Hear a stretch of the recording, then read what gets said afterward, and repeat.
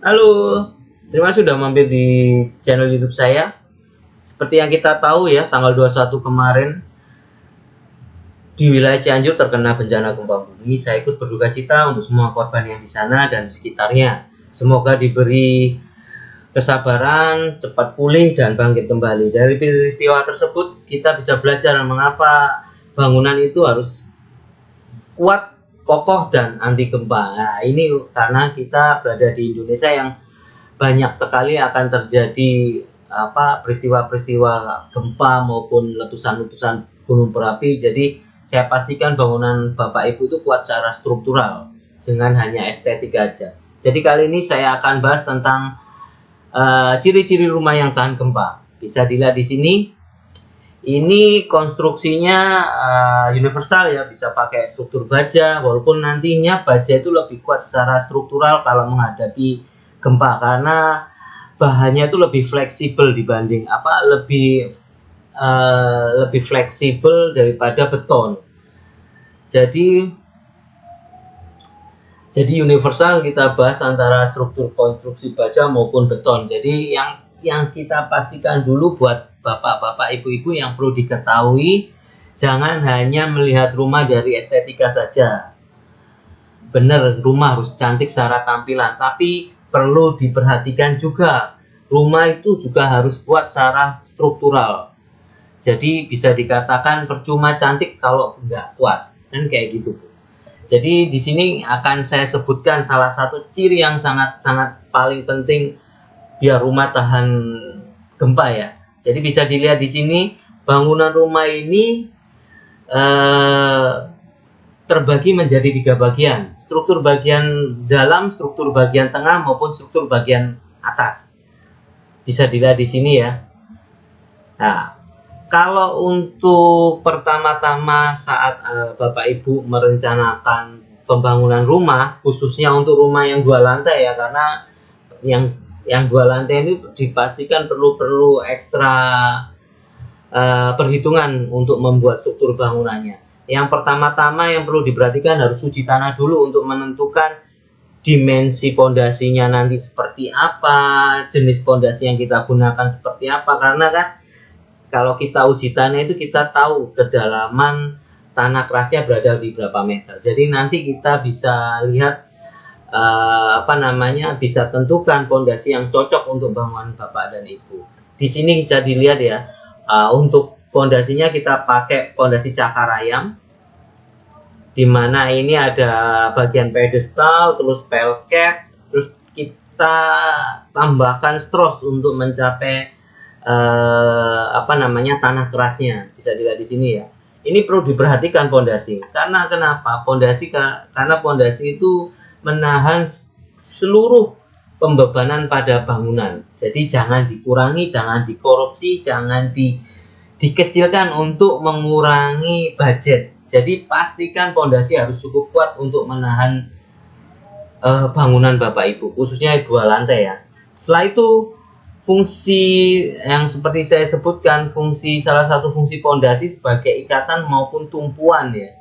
Setelah itu harus kita bingkai lagi dengan slope. Nah, ini penting banget. Fungsi slope itu sendiri untuk meratakan pembebanan pada pondasi, untuk mengikat juga. Jadi pembebanan itu rata.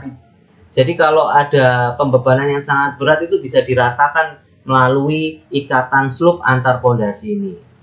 Setelah itu untuk bagian untuk bagian tengah ini, struktur bangunan bagian tengah. Nah, bisa kita lihat di sini ya. Kalau untuk gempa itu goyangnya pastikan Bapak Ibu tahu ya, goyang gempa itu pasti kiri kanan gini. Kiri kanan. Ini goyang gempa nanti Ibu bayangkan bangunan Ibu akan goyang kiri kanan maupun bisa juga depan dan belakang. Digoyang seperti ini ya, dipastikan bangunan tengah juga harus kuat. Setelah bangunan bagian bawah harus kuat, bangunan bagian tengah juga harus kuat. Seperti itu. Apa yang perlu kita buat supaya bangunan bagian tengah ini harus kuat, yaitu penentuan kolom dari pembebanan rumah yang nantinya dibangun itu harus menentukan kolom yang kuat secara struktural, besarannya, jumlahnya itu harus perlu diperhitungkan. Karena apa?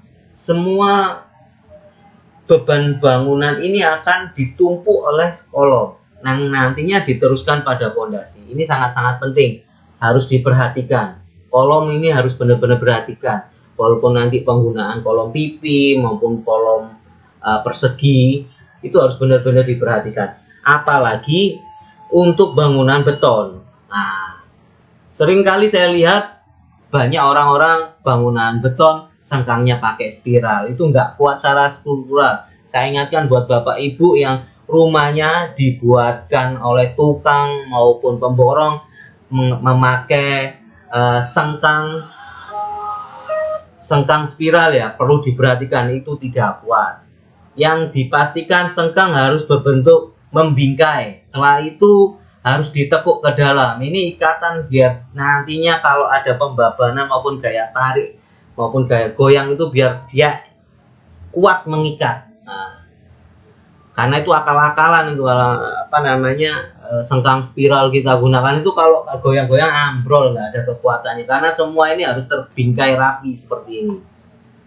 Nah, ikatan juga struktur beton juga harus ikatannya harus benar-benar ini ya, menyatu antara kolom dengan pembalokan. Jangan sampai tidak membantu. Takutnya nanti kalau ada gempa nanti dia akan renggang dan copot.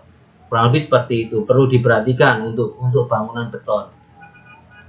Nah, kembali lagi ya untuk dimensi yang kita pakai. Dan sering sekali banyak teman-teman bilang dinding itu kekuatan struktur. Salah banget. Dinding itu bukan kekuatan struktur. Dinding itu hanya partisi, walaupun nanti bapak ibu pakai bata merah, bata ringan, bata aku, karena itu bukan kekuatan struktur, itu hanya partisi. Mau pakai apa aja sama aja, titik nggak pakai koma ya.